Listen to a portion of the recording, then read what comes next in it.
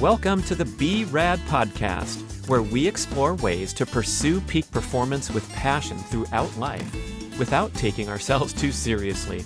I'm Brad Kearns, New York Times bestselling author, former #3 world-ranked professional triathlete, and Guinness World Record Masters athlete. I connect with experts in diet, fitness, and personal growth, and deliver short breather shows where you get simple, actionable tips to improve your life right away. Let's explore beyond the hype, hacks, shortcuts, and sciencey talk to laugh, have fun, and appreciate the journey. It's time to be rad. She's upset. She's more hot. You got to just stay cool, calm, and collected. A little empathy, and you don't have to have an outpouring. It's just a steadiness. It's a steadiness of not.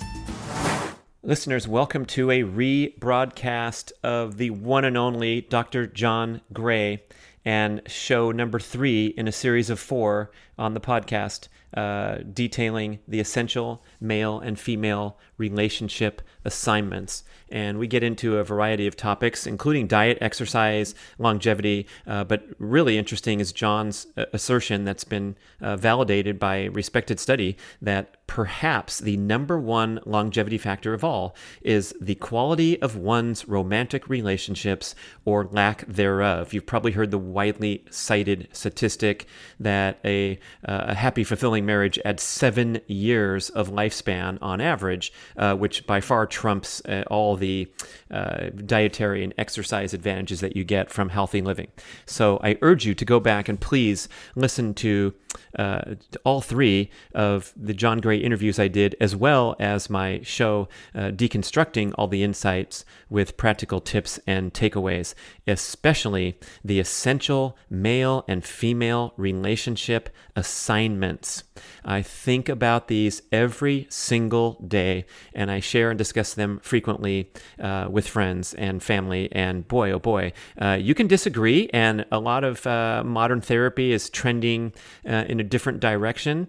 So when John Gray directs the male to remain calm, cool, and collected and maybe not share and dump all his feelings onto his partner, you can disagree and cite other experts that want you to be open and vulnerable and communicative rather than being that stoic male caricature from the past. But even if you disagree, we have to acknowledge that this progression of culture that we experience today, where people can be whoever they want and be fluid with all kinds of things that were fixed and rigid in the past, if you're embracing this evolution of culture and the freeing up of the strict male and female roles and characterizations of past generations, you have to acknowledge that you're fighting your own biology. And that's the important point that John makes that I want everyone to understand. So he's giving this advice framed in evolutionary biology and the fundamental differences in wiring between males and females. Here's some epic quotes from John that we're going to get into. Quote, "Most women lose their attraction to men when the men start to open up about their feelings." And then some quick highlights before we get into the rebroadcast. The male's main biological drive and purpose in life is to make a difference and be appreciated for it.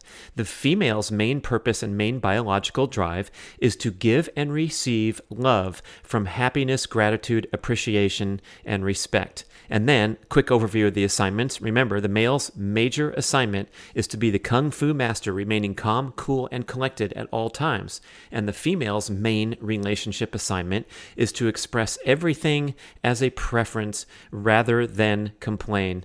Oh my gosh, I'm thinking that he is maybe the most impactful podcast of everything that I've had, especially after that first show where I relate how I was compelled to propose to Mia Moore the next day. I was so overcome with the amazing emotion that John showed on the show and the realization that here I had this wonderful partner. So what the heck, might as well not waste time in life and go forward and be bold and daring. So you're going to love this tidbit of John Gray, and it'll inspire you to go back and listen to all my recordings that I had the wonderful privilege of engaging with him on. Look at all those books on your bookshelf, man. And I'm so honored for you to come back and spend time with me, John. We talked about a year ago, and I got to say our conversation was life-changing. I've been talking about it since then. I've been thinking about it every single day. And I want to start with that incredible insight that the male's responsibility in a relationship is to be the kung fu master, calm, cool, collected, going off into the cave to sort things out. And some of your great quotes, like if you say your feelings are hurt, or you express anger, you said that's death to a relationship.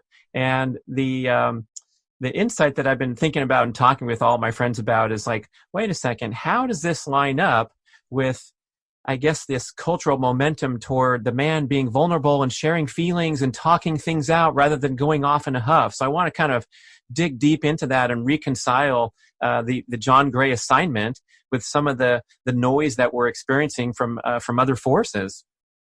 Okay, so there is a dilemma, all right? So definitely my message is trying to find balance with all the forces in the culture. And it's not that you can't share feelings with your partner. It's that they need to share feelings more. That's the whole thing. So what I hear from women again and again and again, I'm just going to look at, just from observation, then we'll look at biology, okay? Because biology is a big part of this. But just observation, so many women lose attraction to men when they start opening up and sharing their feelings. They say they want you to open up and share your feelings, and then they lose attraction to open up when you open up and share your feelings. If you feel hurt, then now she's walking on eggshells. She becomes your protector. Now you can feel hurt, and you can always share hurt, but not when you're feeling strong emotion. You can, what I tell women, even when they share their emotions, is to preface it with, this is not a big deal. So if you're going to share emotions, it needs to be when you're not upset with her, when you're sharing with her, when your heart is wide open and you're not feeling needy. See, needy is a big thing. Women can't stand needy men. Women are terrified of even showing that they need you, because it's very hard for them to determine the difference between needy and needing someone. Now you can. It's easy for men because we see women all the time being needy. And it's a turnoff. Well, when a man is needy, it's 10 times more turnoff. Okay, 10 times more turnoff to a woman. They just feel like, oh, I'm his mother, I have to take care of him. Now, some women, they get into this maternal thing. Then they say, yeah, he needs me, I understand him, I'm there for him, and they can't be turned on to you. There's an energy of self-sufficiency, of self-reliance, of independence, which makes men extremely attractive to women. But, we can get this conversation about what makes the best relationship in order to maintain that attraction. But we can also look at it just from, I'm a man, I want to be strong, okay? And as a man, I want to be strong. And that will be the most attractive thing to a woman. But I do it for me first. So for me, it's when I set goals and then fear comes up. That's an emotion. So, okay, I feel it, but I act in spite of it. That's like denial in a sense. But no, that's called being masculine. That's don't let your fears control your behavior. Look at them, listen to them, try to understand them. Maybe talk about them with somebody, not your spouse, because it terrifies them when you're in fear. And then you take action without letting your fears control you. Now, see, and everybody knows that. I mean, we all go out on stage or we go out to our jobs. We have some anxiety, some stress. Actors say they're always nervous or something. But they do it in spite. That means you have a higher intelligence and you have a lower intelligence, which is your emotions. Your emotions are just programmed into us from thousands of years, from monkeys to parents to cave people, all this up. So you listen to it. You don't want to deny a part of you. You embrace it, but you don't let it control you. So the same thing. When you have anger, you don't let it control you. You behave in a way that's civil, kind, courteous, and by behaving above your emotions, you now control your emotions and you're able to say, okay, let it go. You can't let go of emotions unless you can act without letting them control you. Then you can let them go. And that's the key for being masculine, is not letting your emotions control you. But then part of creating intimacy is revealing what's inside of you. So you want to reveal what's inside of you as a man only after she has revealed what's inside of her. Then if there's anything you feel you need to share with her, you're doing it, but not from the point of view of trying to change her. Okay, because, I can say, oh, it hurts when you say that. I'm trying to change you. As opposed to, I prefer, when you do this and this might be a way to do it better for me. It feels better. You do it from a place of preference, not attachment to changing. If you use emotions to manipulate people, and that's ultimately what all emotions are. When you're talking about all the negative emotions, they're manipulations programmed into us. Think about it. Anger is to intimidate, and then people will bow down to you. Sadness is to elicit empathy, so people will help you. Fear is to get somebody else to do it so you don't have to do it. And shame is to build trust, to see I've learned my lesson. See, it's you can trust me again. So all of these things are prehistoric, basically, evolved through monkeys to humans and so forth, because we didn't have communication skills. But we don't want to turn off that part of the brain. That's a very important part of the brain. It's the animal part of us, because behind the animal part of us is the unconscious mind. The unconscious mind does everything. Okay, we're like riding on an elephant, a giant elephant. We're this little guy up there guiding it. It does so much. What you like, what you want, what turns you on, what motivates you, so much programming is inside of us. Now, we can change that programming, but gradually, slowly, we can change it. But the first thing we want to do is not let it rule us and control us. Now, what's the benefit of embracing all those parts of us, being aware of them and so forth, is that's where your body's ability to regenerate comes from. See, if you get a cut, you don't fix that cut. Your body goes into motion. If you get a cold or flu, your body does this whole thing. You're in no control at all. How do you grow? Growth, regeneration, development, or degeneration. All these things is from the brain, unconscious brain. But now we'll talk relationships, sex drive. Sex drive is all unconscious. Who do you get turned on? When do you get turned on? How do you get turned on? Big mystery, because it's all unconsciously done. But you can control that part of you with wisdom above, using the higher intelligence. For example, I see a woman my body wants to conquer and take her. I don't go do that. Okay, so that's again. But you embrace those feelings. Okay, I got a sex drive. I got passion. How do I maintain that passion in a relationship? Only can maintain it and have it grow if it's directed to one person.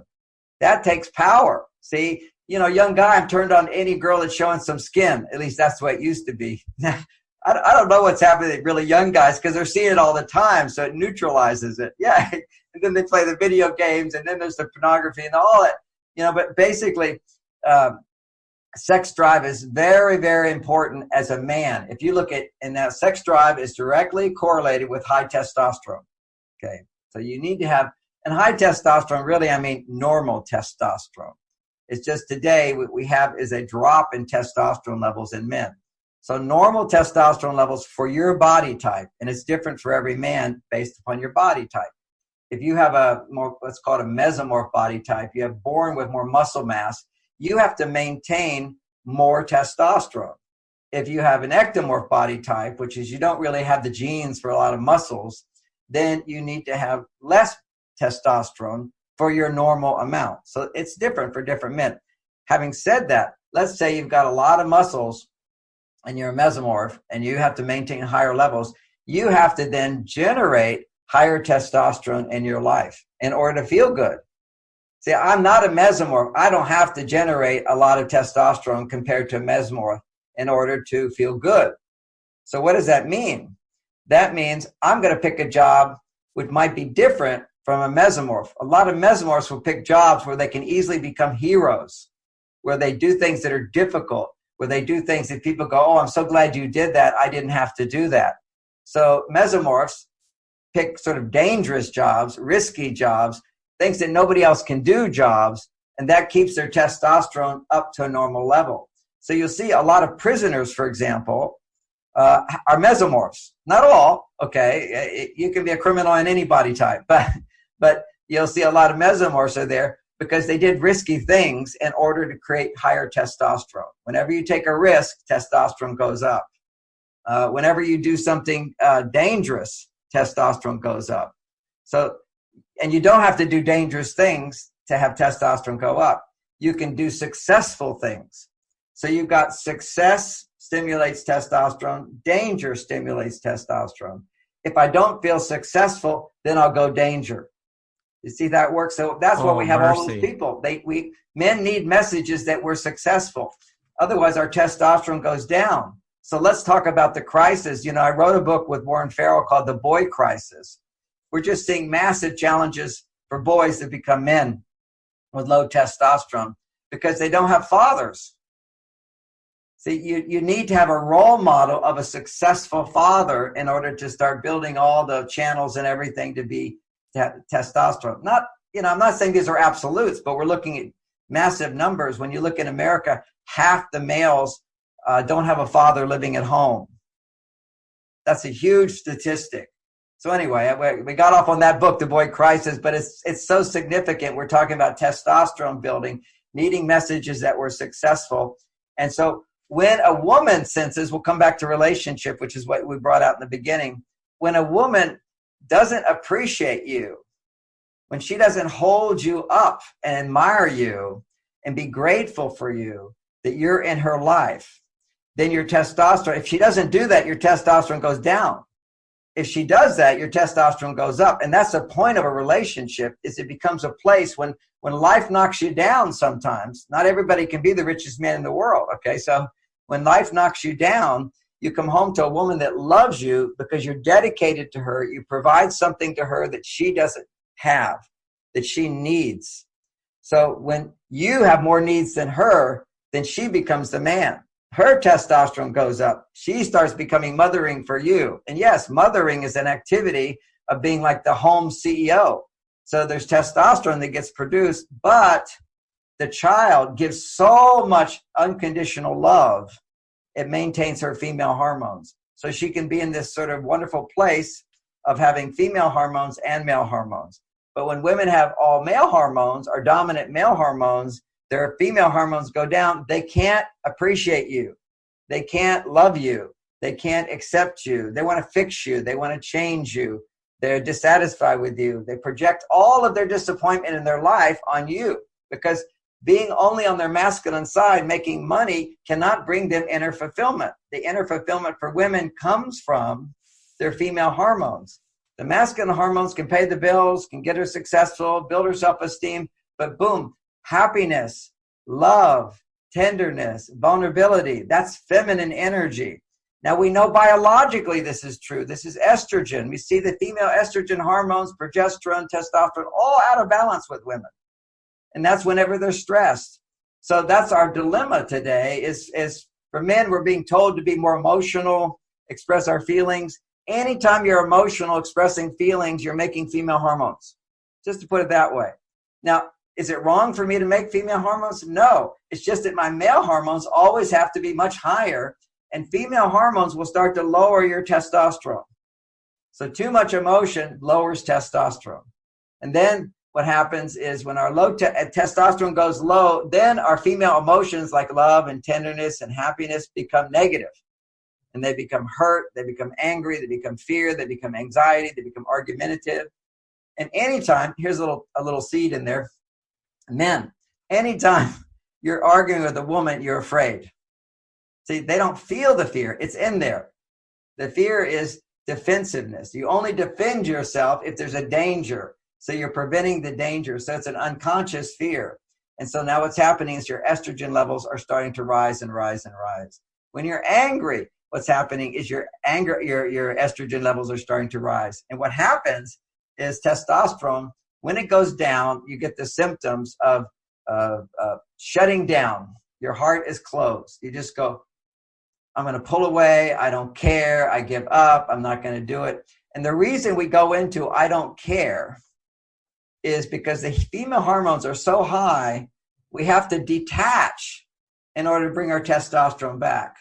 So that's when, when men just kind of go, F you, this sort of, I don't give a shit thing, bullshit, crap, all that stuff, which is extremely, by the way, disturbing to women. It's the dark side of men because our heart is fully closed and it terrifies women.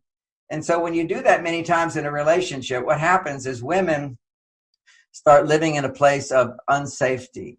They start becoming worried about triggering the dragon inside of you. And you don't think I didn't think it was a big deal in the beginning. Look, I'm done with this. I'm going to go. I'm going to my cave. So how you exit to the cave is very important. But at the same time, how women pursue you into the cave. That's the big problem, is women go after you. Why are you pulling away? I feel hurt. How could you say that? What, don't you love me? Why are you not with me? But, oh, I feel so bad. You're not with me. What am I supposed to do? All that stuff. That's why Men Are From Mars was such a breakthrough for many, many people, because women got it. Not all women got it, but the women who got it go, oh, great. I'm not going to take it personally. When he pulls away, it's not about me. It's about a need he has. And when women get upset about stuff, men learn through my books and my message, don't take it personally. You can't control a woman's emotions. You actually want her to be more emotional because she'll be more orgasmic. Another part of women today is they're so rational and logical, they suppress all their emotions. They can't be orgasmic. Half the women in America have never had an orgasm. The other quarter of the women have never had an orgasm with their partner. They're doing it to themselves, which is, again, there's only like a quarter of the women that can actually have an orgasm with a man, and almost all of them do it by having clitoral stimulation, which is only 1 of 8 orgasms a woman can have. And too many clitoral stimulations without vaginal penetration and vaginal orgasms will cause her to gain weight. And now you got all these big women. They're all masturbating. No, I shouldn't say that. They're not all masturbating. But women should know, if they're masturbating all the time with their clitoris and they don't have the male energy, they will tend to, for many women, can't say every woman, it overstimulates the adrenal gland, the kidneys. What that then does is causes water retention. When the kidneys are overstimulated by the sexual energy, the body starts holding on to water. And no matter how many diets they go on, they can't lose that weight. Now, that's not a scientific study that shows that. That's from a 5,000-year-old Taoist tradition on sex, where they talk about the importance of vaginal penetration, not just clitoral stimulation. Because every point, the clitoris, and then the opening the vagina, the G-spot, the E-spot, the cervix, another spot, all these spots go to different organs in the body, and they get stimulated. And that's a lot of sexual energy going to one spot, means the other spots aren't getting what they need. And so this overstimulation occurs. Stimulation is great, but if it's overstimulation, it creates problems and addiction. Okay, I didn't think you were looking for that today, but it came out. Oh man, I love the meandering journey of the John Gray podcast. It's solid gold, man. That's why I got you on here. And not only one of my favorite guests, but the easiest. We just wind you up and you go. But okay, if I'm doing my host role here and I'm focusing in on that first insight, which I said it was life-changing because I realized that when I get that negative emotional charge, as you described it, if I do go off and do testosterone-boosting activities, regardless of whatever the issue is, I'm following the assignment just because you gave me the assignment. Let's say for no other reason. I'm just saying, John Gray told me to do this. He seems to know what he's talking about. A lot of people agree. And so if you do go off and take that time, I've discovered that it really works, and you're able to come back to whatever the picture is that you're facing. And maybe if it's a relationship issue, you can at least communicate with loving kindness if you do have to share something that's disturbing, such as, I prefer to be on time to things instead of run around and being late. And then you can set that out there into the world. And if the person's never going to change, you learn to accept that yourself more. And I also find when I'm off processing things myself, I can always discover my contribution to the story rather than the immediate emotional charge where you're looking around blaming. Well said. Well said. And, there's a thing we'll say to each other is, or say to ourselves, or we'll say to women when they're upset, says, don't worry about it. No, let's get on with it. Let's get on with it. And that certainly doesn't work for them in most cases. If she's not that upset, you could just kind of say, oh, don't worry about it. I'll take care of that. And that would be nice. But if she's upset about something and you say, don't worry about it, then it doesn't work. And so the tendency here is to minimize. Now, that's what we need to do, not what they need to do. It's what we need to do primarily as a source of stress reduction. It's what they can do to get us to listen. Now, this is the $1 million phrase for women, which is, and also these are good for men too if you want to express some feelings that are upset. You'd only do it after you're feeling better, of course. Then you would just say, this is not a big deal. I just need to talk about it for a few minutes and just so you know what's going on inside of me. When we say this is not a big deal, it keeps all of the adrenaline responses from escalating. And imagine, your wife says, "Oh, you're late. I can't believe it. Why you get all upset?" What if she said, "Honey, I just need to talk. It's not a big deal. I just need to talk so you understand what I go through. And you don't have to do anything about it if you don't want to." What an amazing invitation to transformation. You see, if you try to change someone, they will resist. If you inform them, then it's their choice and their freedom to give to you. We're freedom lovers. That's where we are now. And that's why there's so many problems in relationships. We feel controlled. And women don't know, quite sincerely, most women don't know that they're controlling men. And the reason they don't know it, they know that they'll complain to get him to do stuff. They know they criticize him so he'll change. But they don't realize why men feel controlled. But it's because we want her to be happy. We'll jump through hoops. We'll go in the fire. We'll save her life running into a building, So a big part of who we are is about providing what she needs. So when she focuses on what she's not getting, we feel this inner, I have to do something and to make her happy. Now, so that's why they don't understand why we feel controlled, because their intent is not to control you, because they want to feel actually that they're not controlling you and you're doing all this stuff because you love them. But just giving you the list. Exactly. So there's a lot of misunderstanding going on here, but she needs to know that when she's unhappy, most men start to feel controlled because we feel like, oh, what do I have to do to change? And ultimately, what do I have to do to have a sexual partner? Instinctively, that is the strongest drive in both men and women, is the drive for sex. Now, maybe it's not completely correct. I would say the desire for women to feel loved, then comes sex. But for men, it's sex, and then we'll be loved. Okay, so there's evolution runs the part of the brain. Okay, so sex drive is so powerful. And sex drive raises testosterone, or testosterone raises sex drive. So they all go hand in hand. So I was meandering off and lost my point. So my point was, do you have a clue? Well, the thing that's popping up for me is how you describe that female CEO and the shutdown male who's just a little bit distant all the time. And it seems to be such a prominent pattern. It's so familiar from that wonderful, romantic spark starting point. And you hear the research that after 2 years, the chemicals wear off. And then it seems like these business deals are succeeding everywhere we look, where you have a stable home life and the couple's together for a long time, but they're missing that point. It seems like that's your life's work, is to help us maintain that romantic spark, that attraction. And so what you just said, that these being the most powerful and most profound drives that we have, but it seems like collectively we've swept them under the rug in the name of succumbing to these major forces in society, where the woman's trying to control the man and the man's trying to just escape and not allowed to, and so forth.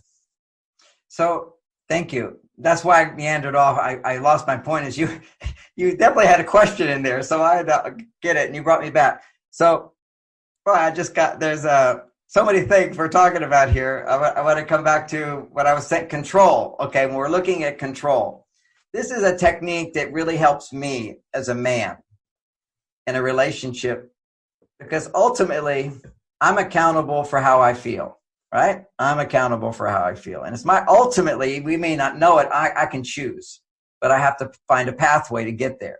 So that's the place I want to be, I want to be in control. If somebody's controlling you, you gave up control. So owning that is very important. So if I say, oh, I feel controlled by you, yeah, that's how I feel, but that's a monkey inside of me.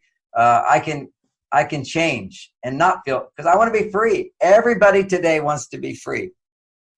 Now, and then we also want that spark of passion. And ultimately, it's true that if you can be free, you can maintain the spark of passion. See, that's the whole thing. Is that I'm in control of me. I can now restore the spark. Now that's a big leap. I'll get to that. So control.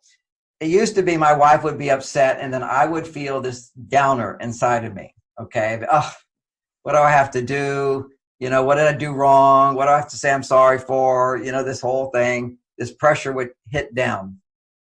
And then I realized that, of course, when a woman is happy, we men are happier. Okay, no doubt about it. When she's having orgasms, I'm in heaven. If I come home and she smiles at me and happy to see me, I feel so good. And that's a relationship when it's working in that way of nurturing each other. But you can't look to your partner for everything. So I teach women, you can't look to your husband to be responsible for your happiness. Okay, you're responsible for your happiness. We all know that. If you were to ask a group who's responsible for your happiness and it wasn't a relationship seminar, everybody would say, I am. If you have a success seminar, you say, who's responsible for your success? Okay, you. If you're blaming other people for it, you're not going to be successful. That's a victim mentality. So you want to be successful, you have to take accountability for making adjustments and changes within yourself so that you can be successful. It's not working.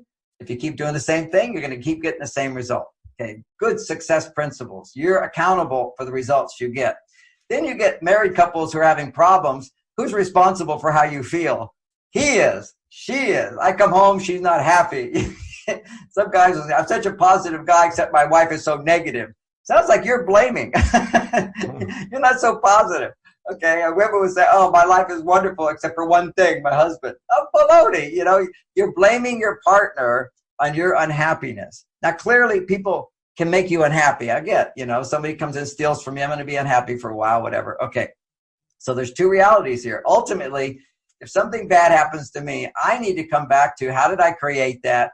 How did I set up a situation where that happened so I can avoid it next time? And now I'm back to being free. Okay, I can get what I want. So I tell women, you shouldn't look to men to make you happy. His job is to make you happier. Your job is to be happy. His job is to make you happier. And sometimes he can help you be happy, but it's still your job. So he's helping, but it's not his responsibility. Your responsibility is to be happy. That's the most important thing you can do to make a relationship work, is to be happy. And his job is then to make you happier. Flip side of that is my job. Now I have that message in my brain. Okay, it makes sense, doesn't it? She's responsible for happiness. You fall in love, and then you're happier than you've ever been before. Okay, so this is the idea. So then I turn that around on myself, and I go, okay, my job isn't to make her happy. My job is to make her happier. So then I create a metaphor in my mind. I go, okay, a house. You got a plumber. I'm the plumber. If she complains about the plumbing, that's my fault. But if she complains about the roof's got a leak, that's not my fault. So if she complains she's not happier, that's my fault. But if she's not happy, that's some other guy's fault. So I become impervious to a certain extent to feeling guilty when my wife is unhappy. I don't immediately put it on myself. That's not my job. It's not my job. And it's easier for me to hold that position if I remember her job is, my job is to make her happier. Her job is to be happy. And so what my job is for her is to help her. Now, help is different from being responsible. I can help if I can, but my real job is to make you happier. So what makes it easier for me is to know the skills that I can help her to find her happiness. And that's what listening is. And that's what not taking things personally is. The most powerful thing we can do as men is don't take it personally. You started out with cool, calm, and collected, present. And that's the Buddhist term for it that is all over the place now, is be present. Okay, women love that. My term for that is cool, calm, and collected. It's be present. You're not upset. You're not disturbed, but you can feel some sense of compassion and empathy. It's like, oh, she's having a hard day. She's struggling to find her happiness again. What can I do to help her? Create a space for her to be that way without trying to change her. See, you don't want to be changed. If you're in a bad mood, you don't want your wife poking her head in your cave saying, what's the matter? You should do this. You shouldn't do that. Or maybe you're not making enough money. Maybe you're a little depressed. You don't want your wife saying, you should call. You should go do this. You should go do that. You don't want that advice at that time. She's upset. She's more hot. You got to just stay cool, calm, and collected. A little empathy. And you don't have to have a outpouring. It's just a steadiness. It's a steadiness of not taking it personally. Whew. It seems like there might be some deal breakers coming into the picture here. For example, if you're working with a relationship where your partner doesn't seem to be really happy, you're going to have a difficult time making the partner happier. And then there might be something that's out of your control, I guess. Do you ever address that in your yes, in your work? And so now we go into the yes buts, and they're all very valid. They're all very valid. There's lots of routes. If you get too far off on the left, what do you do to get back to the right route? There's a road back in most cases. And sometimes there's not a road back. And like you're saying, a breakup is necessary. If your partner is just perpetually unhappy and you have done the right things for quite a while, in your heart, you'll realize that I can't get what I need in this relationship, and it's time to break up. And I see what couples are doing today to a great extent is I heard one of the movie stars the other day saying, we did conscious uncoupling, which I know the writer of that. She's a wonderful woman. She did conscious uncoupling. And that's a good thing, that if we're going to break up, we should do it, quote, consciously and in a nice way. But often, why do people get to that point of being able to break up in a nice way? Because they've been denying their emotions to maintain their relationship. So they don't have any passion. They lose the sex. Rarely have I had a couple break up because rarely have I seen a couple who ended the relationship and said to me, we have great sex. It's just we have communication problems. If you have communication problems, generally you're not having great sex. And if you're not having great sex, you're going to have communication problems. And that is a little bit politically incorrect because everything is biased towards the woman. And I'm biased towards the woman too, in a certain way, but I'm biased towards men as well. So if you're not having great sex, clearly there's a communication problem. But you consistently have a communication problem if there's no great sex. Great sex opens men's heart more than anything. Have you had great sex? Yes, sir. Do you notice how your heart opens more? Notice how the problems go away, like you said in the earlier show. Whatever you were angry about 2 hours ago, whoops, you said males have a short memory. I hope no males are offended by that, but that's what John Gray said, and he's right. Absolutely. And it's not even the short memory. It's that we're getting all these problems couples have until they escalate are nothing. We get upset over the stupidest things, over the dumbest things. We get upset about them. And because we misinterpret our partners. There's a Harvard study that was done and a study done in India as well. I'll do the Indian study, but the same Harvard study shows it. If you're on your boat and you're going along the river and another boat accidentally bumps your boat, you have a little upset. But if somebody intentionally bumps your boat, you get really upset. The same thing happened, but it's the interpretation of intention. And what happens is the intention we get upset about of men is often feeling that a woman, her intent is to control us because we're not good enough. Okay? We feel she's saying you're not good enough. You have to change for me to love you. Okay? That's our misinterpretation is women get upset with us. My wife would get upset with me, and then I would go, so I have to change in order to get her love. And that's not true. I just have to let her be unhappy for a while, and she will be happy again. But I have to do it in a way that's present, cool, calm, and collected. And that's the change I have to make, is not take it personally. And most of the time, women are not aware. They're just trying to get what they want, and they're not making, they will say, it's not conditional. I love you. I just want you to change. and many times, think of it like a mother over a child. You always love your child, right? Unless you're really been out of shape that day, but you deeply love this being. You're dedicated to them, but you're trying to change them. You shouldn't do this. You should do that. And I'm going to take this away from you if you don't do that. They're just mothering. This is like monkey business, okay? This is the way the monkey brain does, is that we love you, so we're going to change you. We love you, so we're going to protect you. Oh, you shouldn't do that. You shouldn't do that. I think if people look at my bio, they see my wife passed a year and a half ago. I would not be wearing this beard if my wife was still here because she would not be into it. But now I can do without.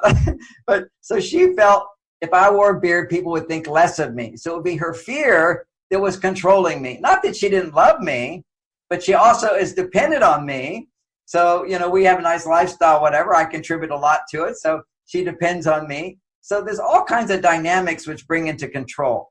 So when I talk about control, I want to give some people a few techniques on this.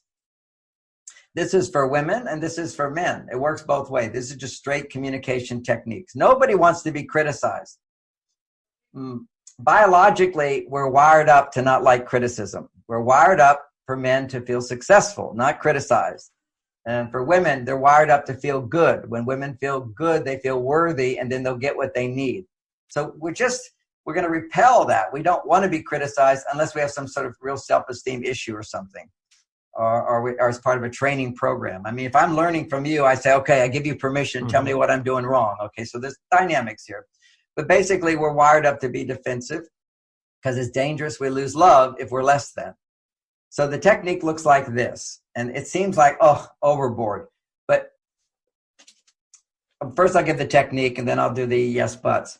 The technique would be, my wife used to complain to me about, John, you forgot to turn out the light and look at me. Are you wanting me to go turn out the light? You know, I'd say, I'm so sorry, honey. But I'm not sorry. It's a little thing. I can't feel regret for about a little thing enough to generate some feeling of I feel sorry. So at a certain point I've said I'm sorry 3 times a day. That's my quota. So then I gave it up completely, unless I did something really hurtful. You know, like I was late for a couple hours. I feel really bad. I'm so sorry. I'm so sorry. I'm so sorry. I get it. But it would be only occasionally you get it, and I'm sorry for me. I had to stop doing the I'm sorries all the time. Now, some single men won't relate to this, but married men relate to this a lot. For the I'm sorry knocks you down and knocks your testosterone down. It's I blew it. Instead, I'm the successful guy. So she would say to me, "Oh, John, you left the light on again." And she was, she'd be very frustrated about it and look at me, which I interpret as a look of disapproval. I got beyond thinking that, if I don't turn out light, my wife's not going to love me. She always loves me. But she has things that upset her. So let her be upset about it. And I would look at her and I basically say, I hear you. I'll try to remember. That's it. I hear you. I'll try to. Another one is, she'd say something, you should do this. And I would say, I hear you. I'll think about it. That's it. You have to give a response to them, but it doesn't have to be, I'm sorry. And it doesn't have to be, yes, I will. Okay, yes, I will. They want to change you, and they're looking for you to say, well, when are you going to do it? I said, well, I'll think about it. Well, when are you going to think about it? I'll think about it. And then sometimes she goes, when can I get back to you to know what you thought about it? That's okay. All right, I'll give you a date, whatever. But you don't want to just feel like you're this person being controlled all the time. Okay, so having said that, that's one. Then we refined the technique to where I didn't even have to say, I hear you. I didn't have to say, I'm sorry. She learned, and actually got me to turn out the lights. That's even better technique. And what it was is, and there's a study that says when you say don't to a child, they'll tend to do it more. Okay, don't run out in the street. There's an urge to run out into the street. Like right now, I could say to everybody, don't think about a pink elephant. Now, don't think about a pink elephant. Don't think about that pink elephant. You know, a big pink elephant, do not think about it. All you're going to think about is a pink elephant. So doesn't always have the effect that you want. So when you're critical of people, you tend to resist, you'll get resistance back. Okay? It's just resist. You say, don't do it, I'm going to do it. You got to push back because we're all looking to be accepted just the way we are. That's what we need. I want to be accepted the way you are. If you're going to change me, control me, I'm going to resist back. I deserve love the way I am. So especially in a partnership, right? Say it again? Especially in a partnership. I mean, if your boss tells you don't do something, you're probably going to be pretty good there. Yes, but that partnership, you're always looking for that validation. Connection. Yeah, everything I'm saying here just applies to partnership, okay? When you have distance from somebody, you don't react as defensively. Somebody at the street says, oh, you wrote that book, didn't you? Yeah, I got a divorce after that book. I said, well, a lot of people say that and walk away. I don't care what that person thinks. I mean, a part of me cares, but not as much as I care about my children or my wife. Okay, so, and the closer you are to somebody, the less defenses you have to criticism. Okay, because you're naked. You see, you're becoming one with them. And when you're one with them, if they think you're not good enough, then that knocks you down to feel like you're not good enough. You have no defenses against somebody you're having sex with. And so it's the potential criticism, control, and loss that occurs in intimacies why we lose our sex drive. One of the reasons, okay, is that we I can't be that close to you. I have to back up. I have to back up. I have to back up. It's too much to be that close. That's only one of the many reasons we stop. So coming back to a practical technique, this one is, she said, John, I know you turn the light out a lot in the living room. Sometimes you forget, and I'd really appreciate it if you try to remember. And I would say, I hear you. It was a beautiful conversation, and in a short period of time, I started turning out the light. And even today, when my wife's not here, I turn out the light all the time. It's a sweet moment for me as well.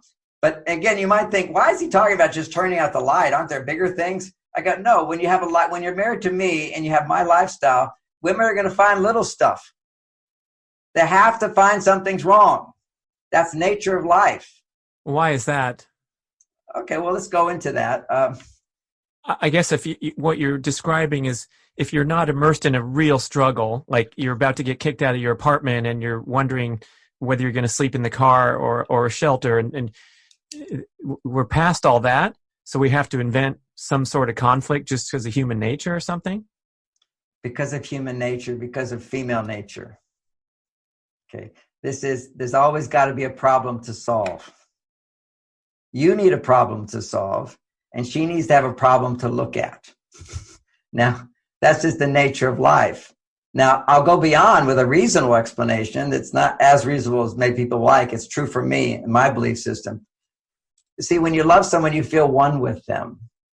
Your heart opens, you can feel oneness. As you grow in your, what we might call spiritual awareness, you feel a greater oneness with the world. When I was a little boy, for example, I have a very big spiritual background. I was a spiritual monk for 9 years, celibate and all that. And I started doing yoga at 3 years old. Today, I was late for the interview because I was lost in meditation.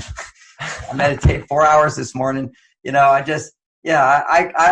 a master of meditation. Okay, it's effortless for me. So that's behind the John Gray relationship expert. It's love, and love is spiritual. Love is oneness, and so I can go into these meditative states, and I love it. That's a great pleasure I have. So back to the reason. The more spiritual we are, the more connected we feel to the world, to the people. So when we see, some people might see the suffering people in the Middle East, and they will feel pain. Some people don't. They're not spiritual. When you're spiritual, you feel a compassion and an empathy for the world, for some part of the world, maybe for children, maybe for animals, maybe for climate, maybe for the earth. My wife had a big compassion for the earth. She tended the earth, cared for the earth. She demonstrated for, cleaner water, cleaner air. This is what you do. When you have all your own needs met, you now care about all the other things. So there's a pain that's felt in what is often called the collective consciousness. It was demonstrated in one of those Star Wars movies where the wizard guy, he goes, oh, there's a disturbance in the force because the whole planet blew up. So we are all affected by the pain of others. The Russians did studies of a mother cat with the baby cats, and they brought the baby cats in a submarine around the world, and they started to torture the baby cats, and the mother started to cry and be in pain. Yeah, we are all connected. And to the extent that we're aware and the extent our heart is open, we'll put it that way, we are always being affected by the pain of the planet. And so if you don't know what you're upset about, then you will find things to be upset about. So there's always something to be upset about. And then you go on a wave, you process it. You talk about it, you feel it, and you feel better. And then you get upset about it, you feel better. And you get upset about it and feel better. So there's always going to be something coming up. That's one way to describe it. Okay. There's another way to describe it, which is we all have, psychology describes it this way, which is we have repressed feelings from childhood. Okay, so a dramatic example of that is I was 7 years old and I was lost from my family, so I thought I'd never get back. That was for 7 days I was away. Then I found my mother again. Okay, so that was traumatic, right? So what do we do with trauma? We bury it. It gets put into the unconscious. And it's waiting to be processed. It doesn't come up to be processed and dealt with until there's nothing to be afraid of. And then any part of you that's unlike your present state of mind, will come up. When it comes up, it doesn't say, hi, I'm your unprocessed feelings from childhood. It gets projected onto the now. So it's a sense of unease. Everything's going in your life. You see people win the lottery. They go crazy. They get divorced. They lose their money. They have all kinds of problems. You get famous people have so much success. It's literally, they can't repress anything anymore. See, repression is, I'm going to push me down in order to get your love. But when you think you're so hot and taut, you don't need money, you're wonderful, everybody loves you, I don't have to push anything down. And so it starts to come up. One of the comedians said something on his answering machine, which is, hey, thanks for calling me. I'm probably here, but I'm not going to run to the phone because I'm too important. So suddenly you become like a spoiled brat when you have a lot of money, a lot of success. It will come up. So what I find is that wealthy couples often have big problems about little things, whereas not wealthy people have big problems. And sometimes that's actually easier to solve emotionally than the other stuff, because it's so irrational to be upset with your partner because they don't listen. Well, what do you mean I don't listen? Well, you didn't turn out the light. See, that doesn't mean I don't listen. That means that my value system just happens to be different. And also, I use all recycled electric energy. So what's the problem? Oh, that's a good comeback, John. Especially that first part. Can we use that? My value system is just different. Don't take it personally. Well, you can use that. I mean, in your mind, you need to use that. But it can't be done to shut somebody down. See, every comeback is done when people are just equal, when their heart is open and they're being heard. But one of the big things is women feel over and over and over, I don't feel heard. What that means is she can't hear a word you say. Let me say it again. Women feel, I don't feel heard. And she doesn't, okay? So I have to learn how to bring her to a place where she feels heard, if possible. But in the process of bringing her to a place where she feels heard, she will not be able to hear a word you say. Women cannot hear men unless they feel heard first. That's the dynamic of it. Because when somebody doesn't feel heard, when you listen to someone, if I'm listening to a woman talk, or anybody actually, the hormone that gets produced in them is estrogen. When you're listening, you're penetrating. Let's see, we go back and forth. But basically, and there's nothing wrong with estrogen in men. It just can't go too high. Okay, it just has to be in balance with your testosterone. But everybody has this backward. They think listening is a female quality. No, listening is the most masculine thing you can do. Listening is cool, calm, and collected, and you're penetrating into someone. See, right now you're penetrating into me. You're listening to me. So you're going inside of me, and I'm revealing something in me. So I'm sharing. It's like a woman when she's taking off her clothes. That's a very exciting thing for her. And I'll throw this in to the mix. And part of my sex seminar is one of the good things to do, men, is undress her. She shouldn't, because I just said when she's undressing, and that's striptease, and that excites men. But if you want to excite a woman, you undress her. Okay, that's why they like to undress you in all the movies, because they give what they want.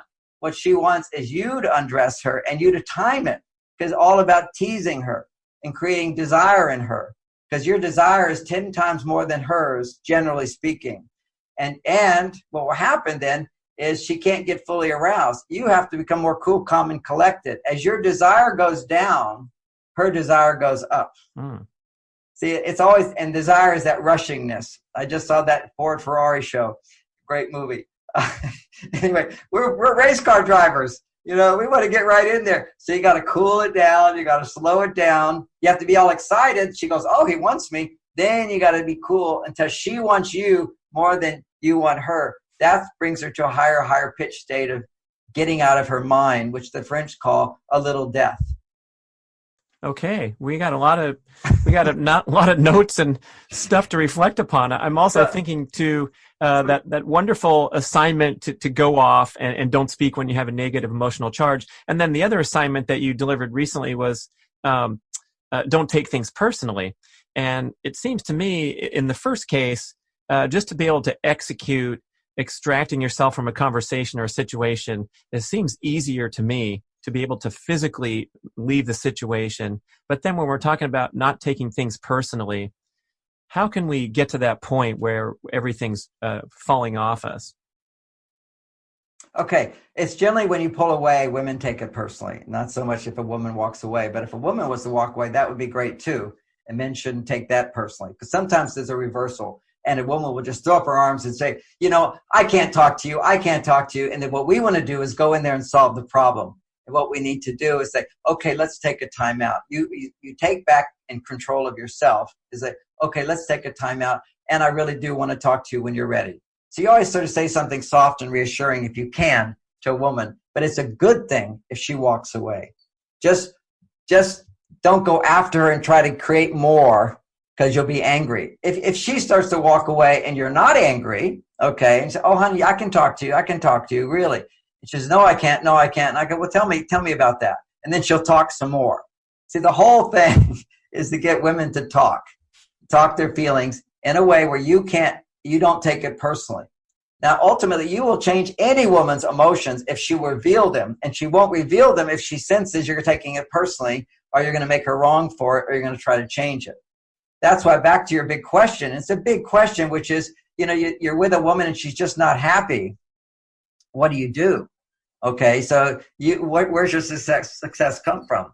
Well, the first thing you do is you don't make her responsible for how you feel. You need to find your happiness without her being happy. That's a key thing, because if you keep saying she makes me unhappy, you're in victim. But okay, she's in a wheelchair right now. I can't expect that from her. But I go in my life, I find other places in my life that make me happy. It could be working out. It could be a choir. It could be team sports. It could be studying. Anything that you feel good about. Because remember, what makes men happy is achievement. That's building the testosterone, accomplishing, doing something physical or something mental that you're good at. When I say that, there's a but on that one, which is video games. Okay. The problem with video games, they do bump your testosterone up, but they overstimulate your dopamine production in the brain. When that happens, then you desensitize dopamine receptor sites in the brain, and then you become addicted to the video game. And that prevents you from feeling normal connection to life. Okay, so everything needs to be done in moderation. If you find that you do excessively something, then it's an addiction. And video games and masturbation are the two most powerful addictions there are. They produce massive dopamine. So you've got porn and you got video games, digital stimulation, overstimulating the brain, creating addiction to masturbation or addiction to video games. And these are big problems today. It lowers your testosterone. And what we're seeing today is an abundance of people online are now talking about it. I've been talking about it for 20 years because I saw it coming, is when you masturbate to video porn, you get an addiction to it, and that desensitizes your brain receptor sites to normal levels of dopamine. Normal levels of dopamine is what a woman can produce. So you eventually become impotent to a real woman, but not impotent to the internet. And that's happening now. And men need to know that. And ultimately, how much time we have left? Well, as long as you need to finish your point and come, I appreciate your time so much, and it's just there's so much to take away here. I'm fired up. I'm referencing Dr. Robert Lustig's book, The Hacking of the American Mind, talking about this dopamine pathway getting flooded, not only with porn and video games, but social media, street drugs, prescription drugs, sugar, all that kind of stuff. And it's all getting flooded into that same problem of overstimulating the pleasure sensor at the expense of feeling happiness, contentment, and long-term things like that. Nicely said. You said it better than I did. It must be a good book. So that's exactly the whole thing that's happening now. And it happens in relationships. So here I'm going to say something very controversial, okay? But it's all based on science. So we'll go to it. A big part of what everybody wants, we started out, couples today, we want to feel free. And I said that that's the foundation of lasting passion. But regulation of our energy, our brain, is also very important, which is this whole thing about addiction. And that we want to have those feelings that we had in the beginning. People want that. So is it possible? It's never been possible before. Okay, people were not ready for this because they didn't have the freedom. Okay, you have to have this sense of freedom, because if somebody's controlling you, you feel repressed. Your emotions get repressed. You need to be free to express yourself, your choice. You're coming from choice. Now, that's one part of it, but the other part is regulation of sexual energy. Now, what we know scientifically is that if you had sex on Saturday night with your wife, say, what will happen is during that sex, your testosterone levels double. Okay, they go up. And you're all excited, you're in a peak state, you feel fantastic. That's for people that really have good sex. Okay, so that happens. Then they measure after that, the next day, your testosterone levels are half. Okay, they're half what they were when you were having sex. Then for 6 days, they will slowly rise a little. And that's kind of your usual testosterone level. Remember, when you're having sex, they're going way up. But on the 6th day, they'll double again, not while you're having sex, when you wake up in the morning, if you don't ejaculate during those 6 days. If you have sex and ejaculate on Saturday night, and then you have sex on Monday night or Tuesday night and ejaculate, on Saturday night, it doesn't double. You have to go for 6 days without ejaculating for your testosterone to go high, and have sex and go high. So sexual energy creates vitality. It creates life force. You know, it's like nature. Maybe we just theorize this, but nature says if you're making babies, we want to give you a lot of energy. And if you're not making babies, we're going to give you a surge of energy. But if you don't use it, you lose it. So you stop so just not having ejaculation doesn't keep your testosterone up. You need to have sex. And when you ejaculate, only 1 ejaculation a week. So you already look at what happens for couples in the beginning of their relationships when they're hot and juicy. They're having sex all the time. And then the testosterone goes down and it's done. See, if we want women to be more loving, the real reality, when I think of myself as the plumber in the house, she's got to have orgasms, at least 1 on Saturday night. And it's because my energy helped her to get there. And women have to get out of their mind. Now, ultimately, what you want is to give women multi-orgasms, but start with 1 orgasm. Then you start doing sex during the week without ejaculating.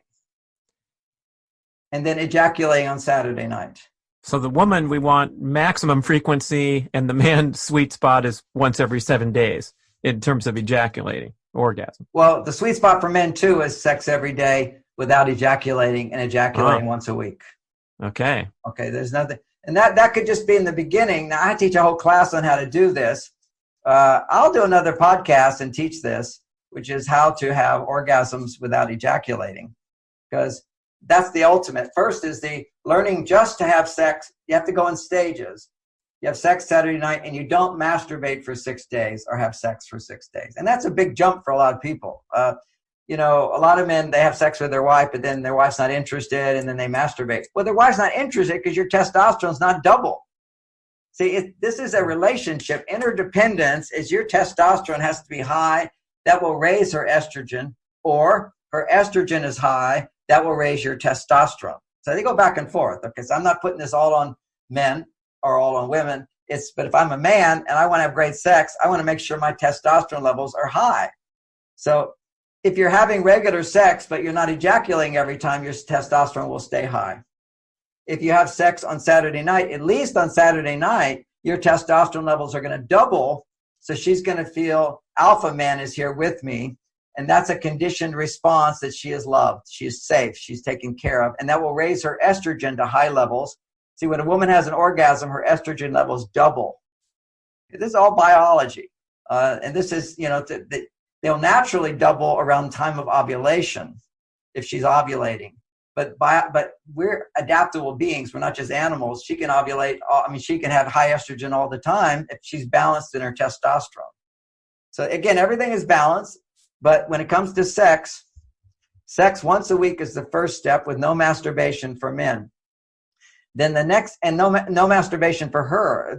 You know, the internet porn for men, the equivalent of that for women is the vibrator. This is so politically incorrect. Women are attached to their vibrators like men are attached to their porn. Mm. You see, when you're using a vibrator, you're doing it yourself. You don't have a man doing it. There's no relationship there. So what you're doing is becoming more and more independent, not depending on men. You got to depend on them for something. And sex is one of the best things to depend on them for. You can go, I teach a lot in China. I learned a lot of this stuff from the Taoism. It's a 5,000-year-old system of spirituality, but also sex. They're all into longevity is by, ultimately, you get to the place where you rarely ejaculate. You learn how to have many, many orgasms without ejaculating. So I learned how to do that.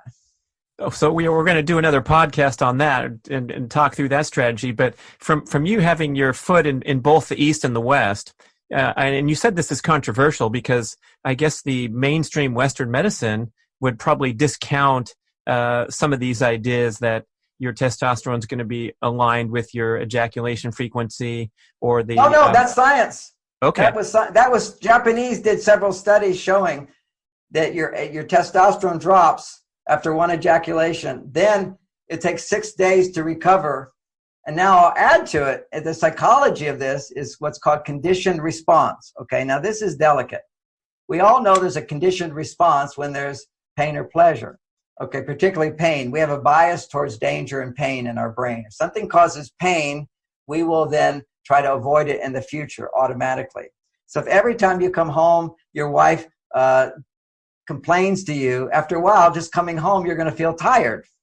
You don't even know why you feel tired. You're coming home and then suddenly you walk in the door, you feel tired. Well, there's another conditioned response, which is if every time you have sex with your wife, your testosterone, let's say on Saturday night, which is the common thing for couples, you have sex on Saturday night, your testosterone levels doubled, so you felt really great.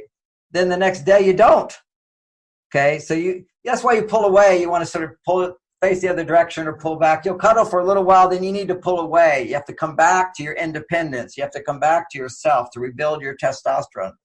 So if you just lost your testosterone by having sex with her, there's a conditioned response over time that when I have sex with her, when I'm with her, I lose my energy. I lose my energy. So most of these guys who've been married 20 years, 10 years, sometimes 6 years, they come home, they're just tired. They were feeling sexual outside the house. And this happened to me too. I would be outside the house and about 6 years of my marriage, and I'm looking around, I'm going, oh, I can't wait to go home and have sex with my wife. I walk in the door and I'd be tired. And so it's not like I went, oh, my body goes, I don't want to have sex with her because I've ejaculated so many times with her. It's just my body's tired. That's a conditioned response. There's something called counter conditioning. Counter conditioning is you create the opposite. So if on Saturday night, my energy level goes down, if I wait a week, my energy with her goes up. So now I've just countered the conditioning. So I don't get this long-term conditioning of losing interest in my wife. But the same guy that says I can't get it up with my wife, he looks over there, he can get it up with her. He can get it up with her. So this is why, it's not like he's impotent. It's just that he has a conditioned response that if I have sex with my wife, I lose my energy. What you want is I have sex with my wife, my energy goes up, and then it goes down. But it comes back.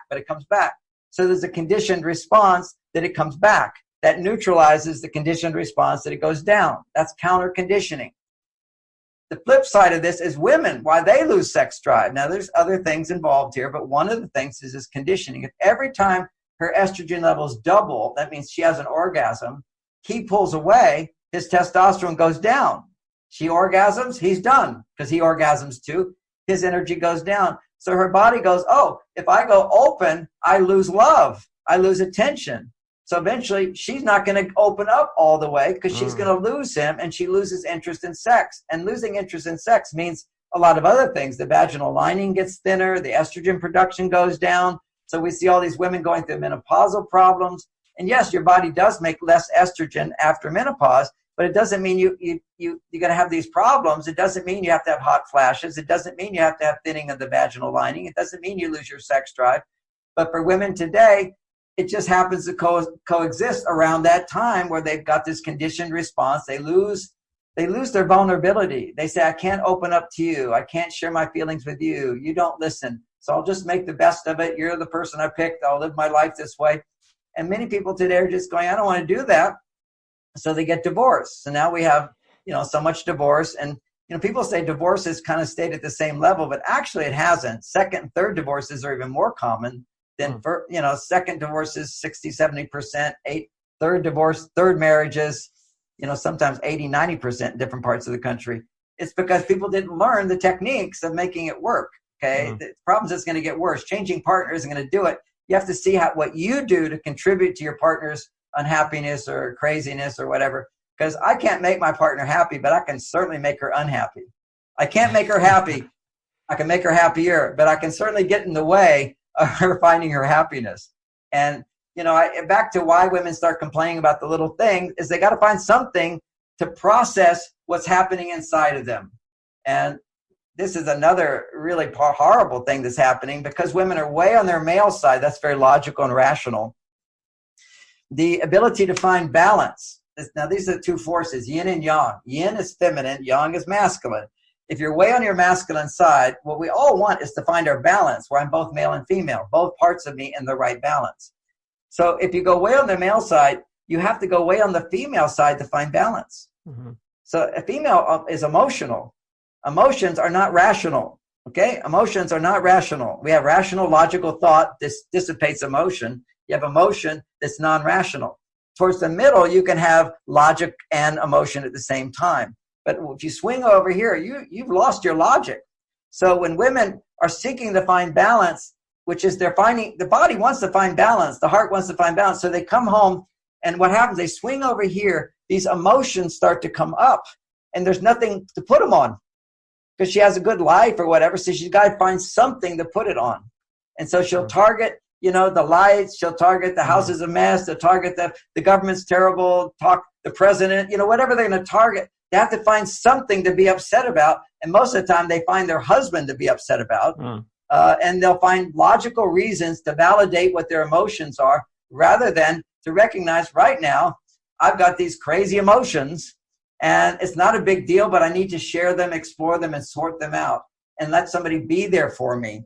Because when you have emotions, again, this is all psychology. When you have emotions, if somebody can validate that by feeling what you feel, not saying it's logical. See, we all got caught up into logic. Validation means you have a logical reason to feel that way. Well, I give you a logical reason. You're temporarily a little crazy because you need to go over here. That's the reason. You're finding your balance by expressing things. And we have common phrases. I'm just venting. I'm just venting. But the more successful a woman is out there in the world, often she doesn't create a space for just venting. Everything has to be logical because her self-esteem is based upon I'm a scientist, I'm a corporate this, I can do this, I can do the accounting. So logic, the emotions come up. I have to find a logical reason for them. It has to be somebody makes me feel this way. Nobody's making you feel that way. There's no logical reason for you to feel this way. Maybe if you're in balance where your heart was open and you had some emotions, negative emotions, they could be somewhat logical. Otherwise, they're way over here, completely blown out of proportion. And Freud tried to approach this by saying it's overreaction. That's politically incorrect. You can't say it's overreaction. But basically, 90% of anything that's upsetting you is an overreaction. For men or women, we're overreacting all the time. Our lives are so much better. Go get a refugee camp. That's suffering. And those people sometimes are happier than us because they have real reasons to be unhappy. There's something they can do or try to do or get help or whatever. We have such a good life, but we're feeling the pain of the planet. That's why I come back to my spiritual reason for it. And women are way on their male side. The emotions come up. They're trying to find a logical reason to justify why I feel. The brain will do that. Otherwise, the brain thinks it's crazy. What I'm giving is a logical reason that says you're temporarily not logical. These are just emotions. You need to feel them. You need somebody else to feel them, and it discharges the tension. It discharges the tension. And that's the tension of hormonal imbalance in the body, cortisol response. Back. I just wanted to say back to this thing about conditioned response. So over time, women lose their interest because men pull away. Men lose their interest because every time he gets connected to her, he goes back down. So they start to find they need distance in order to maintain balance. They just lose that attraction. So what I'm saying to men, if you're a married man, don't masturbate. Don't masturbate. And if you're away for 2 weeks, you're going to have the best sex ever when you get home. Okay, just don't masturbate. And definitely don't even look at porn. And is masturbation bad? No, you shouldn't have shame. It's a natural instinct. We're talking about optimization. We're talking about hacking the whole body brain for lasting romance and love, something nobody's ever done on this planet. It's never happened, maybe a few rare instances. Women often say, what about Romeo and Juliet? I say, yeah, they died after they got married, after one day. Nobody has sustained this. And people shouldn't, we shouldn't really feel bad about ourselves at all if we can't do it, because the best people on the planet, the smartest people, most successful people on the planet can't do it. And you see divorces everywhere. This is new knowledge that we have to learn and apply and experiment with and overcome. And it makes us better as men. It makes women better as women, but it also allows us to maintain that passionate connection. So I'm really into balancing good communication. I gave a good skill today, which is always, and it seems trivial, but it's important. Say something. I know you always do this. Sometimes you forget. I'd really appreciate it if you would think about doing it this way. It makes me feel happy. A little sandwich there. Yeah, that nice little sandwich technique and for women, that just to know, men want to make you happy. And if they don't, it's because they're feeling pushed down. And women have love in their hearts. They seem like they're not loving because they're on a wave, needing to process these irrational emotions that come up and then come back into balance. That's a beautiful summary, John. I'm just so happy to get all this knowledge from you. I want to know your secret, man. Before I let you go, you have the same amount of energy that when I first saw you, probably in your first videos, 25 years ago or something. And, with that loss that you describe and having to move on and carry on, you seem like you're so positive. And I'm just, I'm asking you, like, what's it like to try to move on from that long partnership? And now you're here facing the day with such energy and enthusiasm still. It's not as easy as we all have channels where the energy flows. This is just the energy flowing. I'm good at this. One of my passions in life is teaching, so it comes through. I've never had a more bigger challenge than the death of my wife. I've been depressed, but I can process depression. I cry, I wail. I'll write a book on it called How to Say Goodbye. I've written a book on healing. I wrote a book a long time ago called Healing the Heart. So I'm good at this, but no matter how good you are, it's painful. It takes time. It's an adjustment. And thank goodness I have work, because grieving is estrogen. Okay. And for a man, I don't normally I write a book every year. I haven't written a book. It's almost 2 years now. I won't write one probably for another year. I don't have the same motivation I had. As you know, I was late to the interview. I was meditating. What a great reason, a 4-hour meditation to get him in the right mindset to go off for nonstop for the whole thing. So I'm grateful for the knowledge of emotional processing. I'm grateful for my work, and I'm grateful for my ability to meditate. These things have helped me through. This is a very challenging thing for me. I deeply, deeply miss my wife. Every day I have tears flowing. The sweetest thing is, I have to cook for myself. I have to look through the mail. I have to balance the checkbook. These are all things she did. And so every time I do all those things, I'm reminded these are the things she did. And that it used to be a lot of pain because I'm missing her. And now it's just strong emotion and sadness and tears. But it always very quickly turns to love, of gratitude. And that's the whole process of grieving. If we learn how to grieve properly, and people say people grieve in different ways. Yes, we do. But so many people don't know how to grieve properly, so that they spend the rest of their life feeling pain. Now, I don't feel the pain that I used to feel in the first year of this. The pain is healing. And it doesn't mean I have to go numb on my feelings about her either. I have her pictures everywhere. I haven't gotten rid of anything yet. She's with me all the time. At the same time, I want to be able to be with her and not feel any pain, not sadness, but just joy that she graduated. She graduated, and hooray for you, honey, and I'll see you soon kind of a thing. You have to create stories in your mind according to your belief systems. And I have done that. At the same time, the brain has to adjust attachment. We become attached to somebody. There has to be this process of letting go. And the letting go of attachment is feeling the pain through a variety of emotions. The emotions are basically feelings of sadness and regret and fear and anger. And, there were times I was so angry, I just wanted to turn back time. I just wanted to put my hand through the time take away now. I want to be there. And I was just angry about that. It's so funny because there were so many cliches from songs that I heard in the past that automatically came up like turn back time. I can't live without you. All those phrases we hear in the songs are actually a lot of the phrases that come up naturally if you're grieving what I would say is properly in a way that heals the pain rather than becomes addicted to the pain. And that's the flip side of this, is that they've done research now on people's brains who grieve their whole lives. They have a big loss and they feel pain whenever they think of that person. And they look and they see that in the brain, the same part of the brain lights up that if you had a cocaine addiction. Because pain can be addictive as well. So you have to balance it all the time. Everything is about balance. You have to go into it, then you have to go and be happy and do good things. And then you have to go into it and be happy until the brain finally adjusts and lets go. For Bonnie, it's a 40-year attachment, 40 years. She is the most important person in my life, and we share such a life. Anyway, so that's part of the grieving process.